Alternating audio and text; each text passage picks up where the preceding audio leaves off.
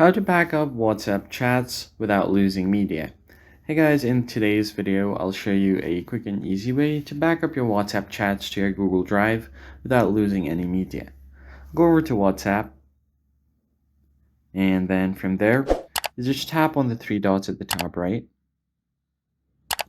Go over to Settings, and from there, just scroll down here until you find Chats. Tap on Chats. Now go to Chat Backups down below. And then you need to make sure that a Google account is connected so that you can back your chats up on Google Drive. Go to Google account. Make sure you've selected an account here. If you want to add account, just do that as well, but I already have my Google account connected. Now all you have to do is just tap on backup, and it's going to start backing up your chats. That is basically it, guys. If you found the tutorial helpful, hit the like button down below, subscribe to the channel, and I'll see you guys in the next one. Thanks for watching.